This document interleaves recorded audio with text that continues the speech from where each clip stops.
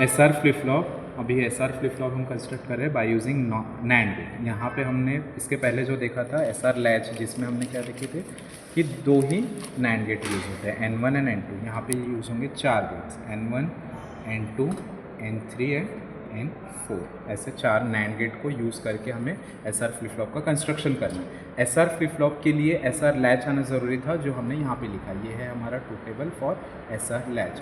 इसी को फॉलो करेंगे हम एस आर फ्लिप फ्लॉप में। अब एस आर फ्लिप फ्लॉप में हम देख सकते हैं QN एंड QN बार, ये जो दिया है ये आउटपुट जनरेट हो रहा है इस लैच से।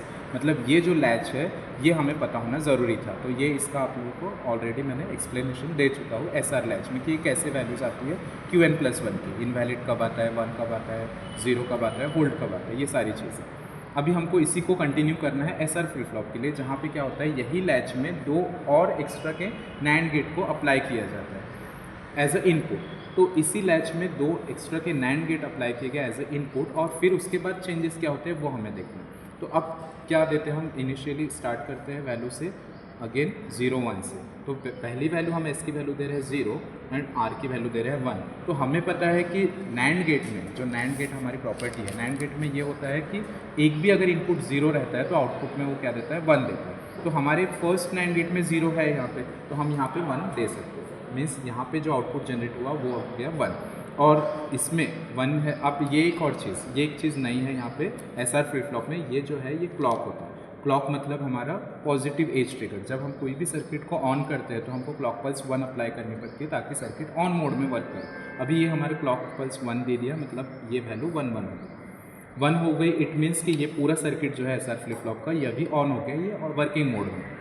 तो इनिशियली हमारी जो N1 की वैल्यू है ये 0 1 है, और हमें पता था कि एक भी 0 रहता है नैंड गेट में तो हमको आउटपुट में 1 ही मिलता है। तो यहाँ पे 1 आ गया। उसके बाद यहाँ पे 1 1 है, इट मीन्स कि नैंड गेट का 1 1 जब रहता है दोनों इनपुट, सो आउटपुट विल 0। तो यहाँ पे आ जाएगा 0। अब हमें देखना है कि ये जो NAND gate 3 and NAND gate 4, third and fourth NAND gate के लिए जो इनपुट जा रहे हैं वो क्या जा रहे हैं, 1 एंड 0। और हमें पता है इतना जो सर्किट है, इतना पोर्शन ये लैच को रिप्रेजेंट कर रहा है। इट मीन्स कि 1 एंड 0 में जब हमने वैल्यूज़ दिए थे तो 1 एंड 0 में यहाँ पे हमें क्या मिला था, 1 एंड 0 में मिला था 0। तो हम डायरेक्टली इसकी वर्किंग ना देखते हुए डायरेक्टली 1 एंड 0 का जो लैच में आउटपुट आया था वो हम यहाँ पे पुटअप कर देंगे, दैट इज़ 0। तो 1 एंड 0 यहाँ पे आ गया हमारा 0। इट मीन्स कि इसने क्या कर दिया, रीसेट कर दिया। यहाँ पे जब हम 0 1 दे रहे हैं तो ये रीसेट करता है। क्यों? क्योंकि लैच कनेक्टेड है इसलिए। ये जो 1 0 है ये कहाँ से मिला हमको, ये 0 1 से। लेकिन ये 1 0 ने, लैच ने क्या दिया था, 1 0 ने 0 दिया था, इसलिए यहाँ पे 0 लिखा। तो यहाँ पे वैल्यू जो आ गई हमारी क्या आ गई, 0 आ गई, 0 आ गई। और ये इसका अपोजिट आ जाएगा, मतलब 1 आ गया। अब हम नेक्स्ट वैल्यू लेते हैं। नेक्स्ट वैल्यू है हमारी 1 एंड 0। तो यहाँ पे हमने 1 दिया, यहाँ पे 0 दिया।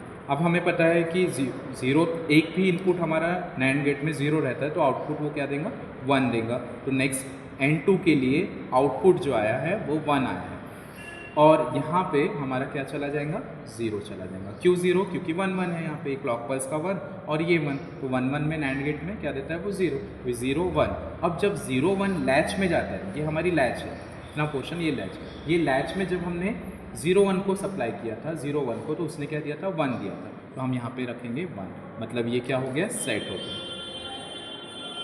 ठीक है। मिडल वाले जो दोनों भी है इसको रिवर्स कर दिया, ऊपर रीसेट कर दिया और नीचे सेट कर दिया, क्योंकि यहाँ पे एक्स्ट्रा के 2 नैंड गेट अप्लाई की गई। अब हम नेक्स्ट वैल्यू लेते हैं 0 0 लेते हैं। तो मैं यहाँ पे 0 दिया, यहाँ पे भी 0 दिया।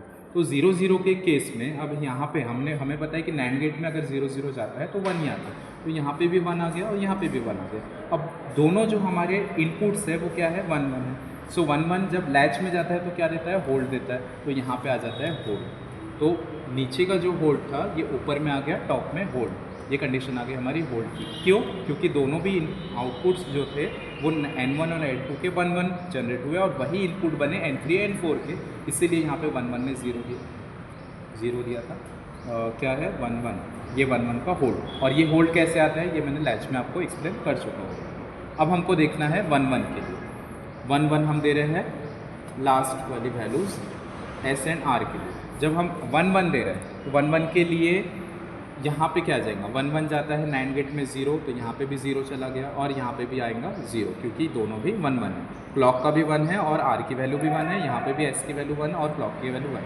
तो when both the inputs are 1 for NAND gates it will generate the zero output, तो यहाँ पे जीरो आ गया। अब जब जीरो जीरो लैच में जाता है तो जीरो जीरो लैच में जा रहा है, इट मीन्स क्या जनरेट कर रहा है, वो इनवैलिड आउटपुट दे रहा है। और इनवैलिड कैसे दे रहा है वो मैंने आप लोग को बताया था कैसे इनवैलिड आता है।